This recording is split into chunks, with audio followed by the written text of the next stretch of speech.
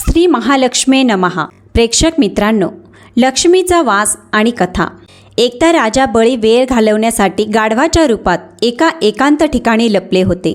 देवराज इंद्र त्यांना भेटण्यासाठी शोधत होते. एक दिवस इंद्रांनी त्यांना शोधून काढले आणि त्यांचा लपण्याचं कारण जाणून घेतलं.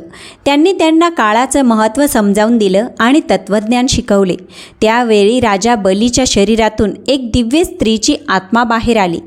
ती पाहून इंद्रांनी विचारले, दैत्यराज, ही स्त्री कोण आहे?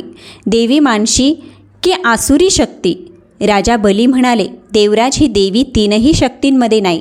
तुम्ही स्वतः विचारून पहा. इंद्रांनी विचारले तर ती शक्ती म्हणाली, देवेंद्र, मला न राजा बली ओळखतो ना तुम्ही किंवा इतर देव. पृथ्वीवर लोक मला अनेक नावांनी ओळखतात, जसे की श्री, लक्ष्मी इत्यादी. इंद्रांनी विचारले, देवी, तुम्ही इतका काळ राजा बलीच्या जवळ आहात, पण का आता माझ्याकडे येतात? लक्ष्मी म्हणाल्या, देवेंद्र, माझा वास कुठेही काळानुसार असतो. मी जिथे सत्य, धर्म, व्रत, दान असते तिथे राहते. असुरांमध्ये हे गुण नाहीत, त्यामुळे मी तिथे राहत नाही. लक्ष्मी पुढे सांगतात की असुर आधी इंद्रियांवर नियंत्रण ठेवत सत्यवादी, ब्राह्मणांची रक्षा करणारे होते.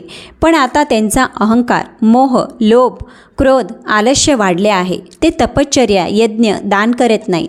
ते पशूंची काळजी घेत नाहीत. त्यांची मुलं भुकेने मरतात. त्यांची बंधुता संपली आहे. लूटमार, हत्या, व्यभिचार वाढले आहे. त्यामुळे लक्ष्मीजींना त्यांच्यापासून दूर जाणे भाग पडले. देवांच्या मनात धर्माची आसक्ती वाढली आहे. म्हणून लक्ष्मीजींनी देवांकडे वास करणे सुरू केले. त्यांच्यासोबत श्रद्धा, आशा, क्षमा, दया, शांती, संतती, धृती आणि विजती या 8 देवताही राहतील. इंद्रांनी लक्ष्मीला प्रणाम करून आदराने स्वागत केले.